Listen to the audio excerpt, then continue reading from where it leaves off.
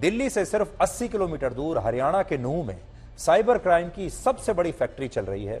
और अगर आप भी साइबर क्राइम का शिकार हुए या आपको भी लोन लेने के लिए अननोन नंबर से कभी कोई कॉल आया, तो यह विश्लेषण आपको आज जरूर देखना चाहिए। इस विश्लेषण से पहले हम आपको 3 घटनाओं के बारे में बताते हैं और हो सकता है ऐसी घटनाएं आपके साथ भी घटी हों। पहली घटना है दिल्ली की, जहां कुछ साइबर अपराधियों ने एक महिला डॉक्टर से 4.5 करोड़ रुपए ठग लिए। पुलिस के मुताबिक एक आरोपी ने पहले नकली पुलिस अफसर बनकर इस महिला डॉक्टर को फोन किया और बताया कि उसके नाम से जो एक पार्सल मुंबई से ताइवान भेजा गया, उसमें से ड्रग्स बरामद हुई है। और नारकोटिक्स डिपार्टमेंट की टीम ने खुद इस पार्सल की जांच की और पता चला कि इस महिला के नाम पर मुंबई में कुल 23 बैंक खाते भी खोले गए हैं, जिनका इस्तेमाल मनी लॉन्ड्रिंग के लिए हुआ है। और यह सब सुनकर ये महिला डॉक्टर डर गई। पहली बात तो ये कि उन्होंने कोई पार्सल भेजा ही नहीं था, लेकिन पुलिस के लोग कह रहे हैं कि आपका पार्सल पकड़ा गया है और उसमें ड्रग्स है। दूसरी बात, वो ये कह रहे हैं कि 23 बैंक अकाउंट्स उनके नाम पर खोले गए हैं, जिसके बारे में उन्हें भी कोई जानकारी नहीं है। कभी कोई पुलिस अफसर बनकर इस महिला से बात करता, तो कभी कोई उसे कहता कि वो नारकोटिक्स या कस्टम डिपार्टमेंट से है, जिससे ये महिला डॉक्टर इतनी डर गई कि उसने अपने बैंक से जुड़ी सभी जरूरी जानकारियां इन लोगों को दे दी और इसके बाद बैंक में जमा अपना सारा फिक्स डिपॉजिट और बाकी पैसा भी इन आरोपियों को दे दिया।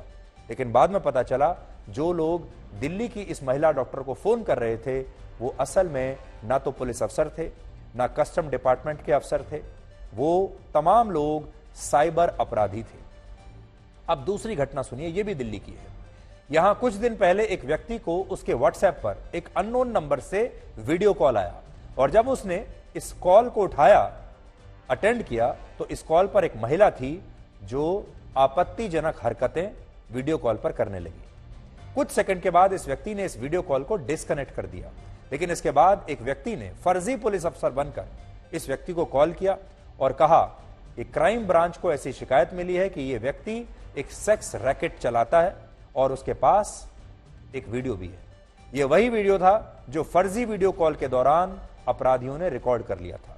इसके बाद एक अपराधी ने एक यूट्यूब पत्रकार बनकर इस व्यक्ति को फोन किया और कहा कि अगर वो पुलिस और मीडिया के चक्कर से बचना चाहता है तो उसे 5 लाख रुपए देने होंगे। और ये जो यूट्यूब पत्रकार है, यूट्यूबर है, ये इन दोनों के बीच में समझौता करा सकता है। अब क्योंकि ये व्यक्ति इतना डरा हुआ था, इसलिए वो इन अपराधियों को 5 लाख रुपए देने के लिए तुरंत मान गया और बाद में उसे जब जब ब्लैकमेल किया गया तब तब वो पैसा आगे लगातार देता रहा। लेकिन जब उसने पुलिस को इसकी शिकायत की, तब उसे यह पता चला कि ये साइबर अपराधियों ने उसके साथ ठगी की है, उसे ब्लैकमेल किया है। तीसरी घटना 27 अप्रैल की है, जब दिल्ली के पास हरियाणा के नूंह जिले में अब तक की सबसे बड़ी कार्रवाई हुई। नूंह वही जिला है जिसे पहले मेवात कहा जाता था। साइबर क्राइम की घटनाओं को रोकने के लिए नूंह में 320 जगहों पर 5000 पुलिसकर्मियों ने छापा मारा और इस दौरान कुल 126 लोगों को हिरासत में लिया गया, जिनमें 65 लोगों को सबूतों के आधार पर गिरफ्तार किया गया। और इस रेड में पुलिस को 166 फर्जी आधार कार्ड मिले, 99 सिम कार्ड मिले, 66 मोबाइल फोन और 128 डेबिट कार्ड भी उन्होंने बरामद किए। तो आखिर नूंह में ऐसा क्या चल रहा था कि पुलिस को इतनी बड़ी कार्रवाई वहां पर करनी पड़ी? और यही जानने के लिए हमारी स्पेशल कॉरेस्पॉन्डेंट श्रेया चटर्जी ने नूंह के 13 गांवों में 25 से ज्यादा ऐसे लोगों से बात की जो साइबर अपराधों में खुद शामिल रह चुके हैं। हमारी संवाददाता इन तमाम इलाकों में गई, वहां पर उन्होंने कई दिन लगाए, लोगों से मिली, रिसर्च किया और उसके बाद यह रिपोर्ट फाइल की है। और इस तफ्तीश के दौरान हमें पता चला कि दिल्ली और देश के कई दूसरे और बड़े बड़े शहरों में जिन लोगों को फोन करके ठगा जा रहा है, उन तमाम घटनाओं के पीछे हरियाणा का यही जिला नूंह है। और इसे आप भारत में साइबर क्राइम का नया जामताड़ा भी कह सकते हैं। हम बार बार जामताड़ा का जिक्र क्यों करते हैं? जामताड़ा झारखंड का एक जिला है जहां से देश भर में साइबर अपराध होता था। साइबर अपराध यहीं से चलता था। यह साइबर अपराध की सबसे बड़ी फैक्ट्री थी। लेकिन अब यह सब कुछ देश की संसद और सुप्रीम कोर्ट से सिर्फ 80 किलोमीटर दूर हरियाणा के नूंह में चल रहा है। और सबसे बड़ी बात यह है कि इन गांवों में जो युवा साइबर क्राइम में शामिल हैं वो दो वजहों से अक्सर बच जाते हैं। इनमें पहली वजह है इस जिले की भौगोलिक स्थिति। यह जिला हरियाणा में है, लेकिन इसका बॉर्डर राजस्थान और उत्तर प्रदेश से भी लगता है, जिसकी वजह से साइबर अपराधी आसानी से दूसरे राज्यों में भाग जाते हैं और पुलिस इन्हें पकड़ नहीं पाती। तो यह एक ऐसा जिला है जो हरियाणा से भी लगता है, यूपी से भी, राजस्थान के भी करीब है। दूसरी वजह है धर्म।